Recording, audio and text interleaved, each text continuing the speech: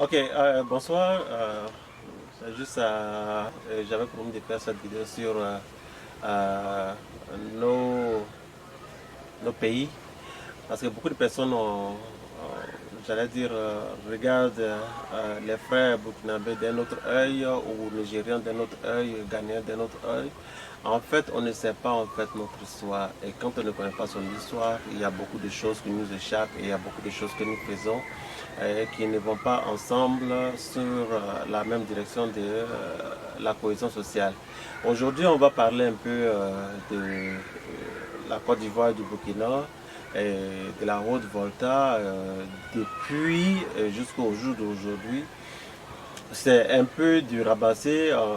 On n'a pas les, on va pas parler avec les références ici, mais on va juste aller directement au sujet. Et puis bon, voilà, au fur et à mesure, si vous voulez plus d'informations, on pourra vous donner des informations comme il se doit. Je suis avec Monsieur David Bazi, un ami de longue date. Voilà, et nous sommes en Caroline du Sud actuellement, et nous allons parler un peu de ce débat, de ce sujet. Sur ce, David, pour présenter. Oui, bonsoir, moi c'est David Bazi, je suis ici en Caroline du Sud. Comme background, j'ai étudié l'histoire à l'université de Ouaga et je suis titulaire d'une licence en histoire africaine, bien entendu. Le Burkina a toujours été une nation frère, et puis bon, voilà, il y a beaucoup de choses qu'on ne sait pas du Faso, et depuis nos ancêtres. Et ce serait vraiment intéressant qu'on puisse éclairer un peu l'audience, et puis bon, qu'on puisse éclairer un peu certaines personnes. L'objectif de la vidéo, ce n'est pas en fait de vouloir démontrer quoi que ce soit, mais c'est pour que nous comprenions les uns les autres et que nous commencions à se regarder avec un œil différent de celui qu'on avait. Toi tu es de là et moi je suis d'ici et je suis ceci. Et voilà, si on connaît nos origines, je pense qu'on aura une autre manière de se regarder, une autre façon de réfléchir, et pour avoir une cohésion sociale encore plus renforcée. Et donc, je suis avec David. Il a son papa dans le temps qui était au Faso, mais qui avait un extrait de naissance ivoirien, alors qu'il était actuellement ce qu'on appelle la terre burkinabé. Et il va vous expliquer un peu, en partant un peu des colonies depuis. Et pour revenir à l'historique même de la Haute-Volta, de la colonie de Haute-Volta, il faut d'abord répartir au royaume qui existait avant la pénétration coloniale. C'était principalement les royaumes aussi dans la zone, et tout autour des royaumes aussi on avait bien sûr les sociétés acéphales, les sociétés de Mossi, Bobo, Samo et autres. Maintenant, les Mossi sont arrivés dans le territoire actuel du Burkina aux environs du 14e, 15e siècle et sont venus de la région de Gambaga qui se trouve au Ghana. Et donc, ça veut dire que le Ghana et la Côte d'Ivoire, le Burkina, c'est une vieille histoire. Mhm. Donc, comme je l'ai dit, les Mossi sont venus de la région de Gambaga, du Ghana actuel, et ont créé les royaumes Mossi. Et après cela, il y a eu bien sûr la période coloniale. Donc, les Français sont arrivés, ils ont colonisé ces royaumes Mossi-là.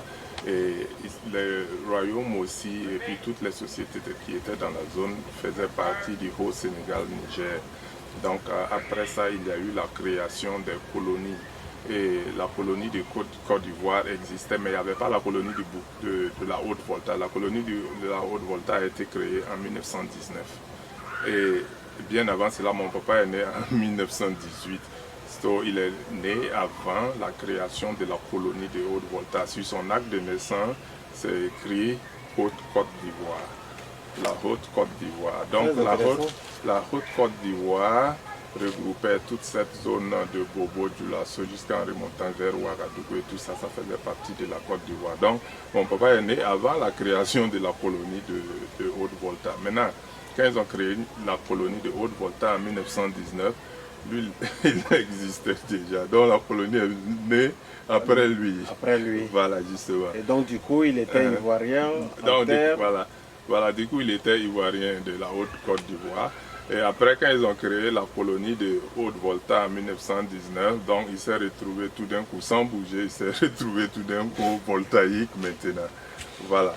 Et le cheminement de l'histoire aidant, donc à un certain moment donné, 1932, ils étaient obligés, les Français ont trouvé que la colonie de Haute-Volta n'était pas rentable. D'autant plus qu'il y avait la colonie de la Côte d'Ivoire qui était très riche en matière de plantation de ressources naturelles et tout ça. Donc les Français se sont dit qu'il faut utiliser la main-d'œuvre de la colonie de Haute-Volta pour exploiter les plantations du sud.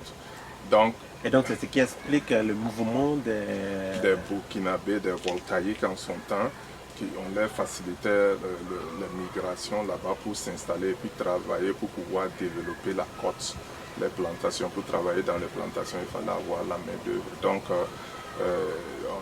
sinon, avant même l'arrivée des Français, les royaumes aussi, comme je l'ai dit, les Mossis sont originaires du Ghana. Les Mossis partaient beaucoup plus vers le Ghana que vers la Côte d'Ivoire. Mais avec la colonisation française, on a recadré les choses. Il faut qu'ils partent travailler dans la colonie française plutôt que d'aller en Gold Coast, qui était une colonie anglaise.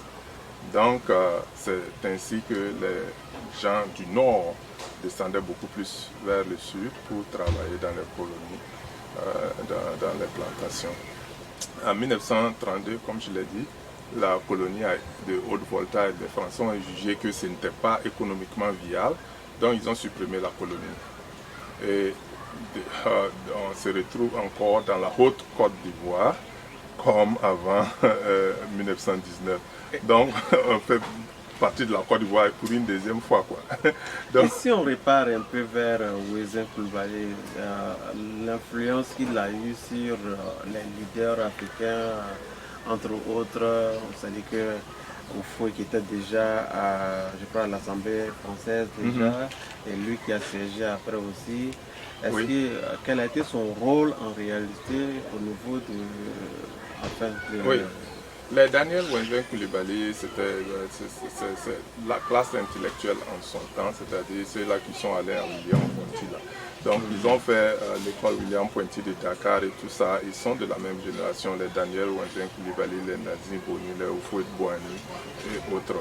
Ça, c'est des leaders africains de la première génération qui ont été formés pour diriger leur pays.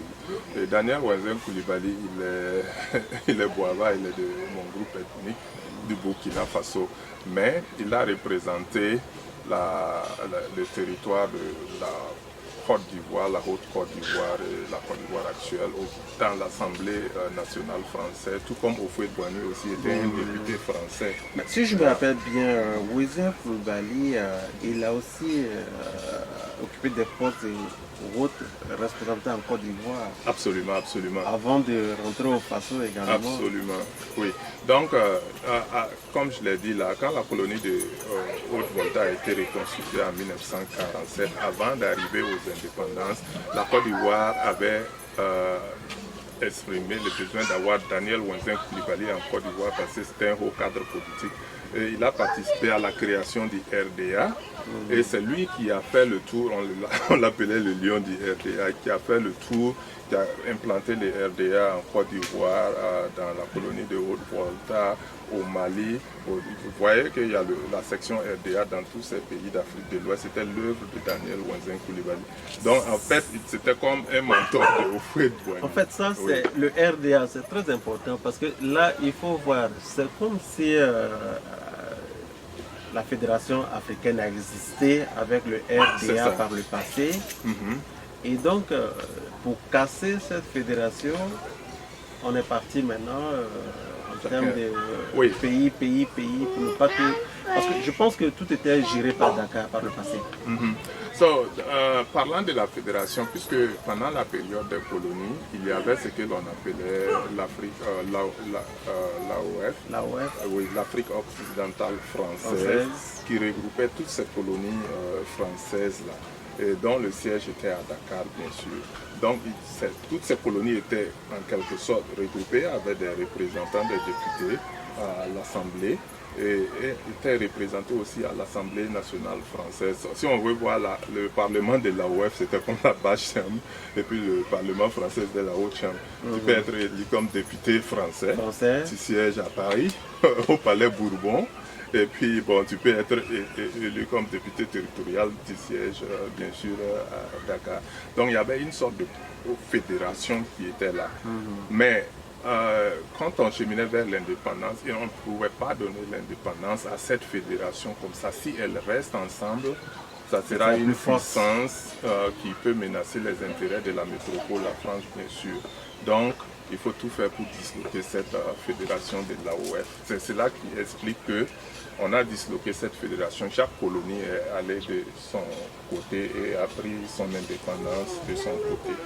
Ça veut dire que les États-Unis d'Afrique, autrement, a existé par le passé, sous une autre forme. Mais bon, voilà, comme on savait un peu à quoi est-ce que ça allait arriver après, il fallait casser.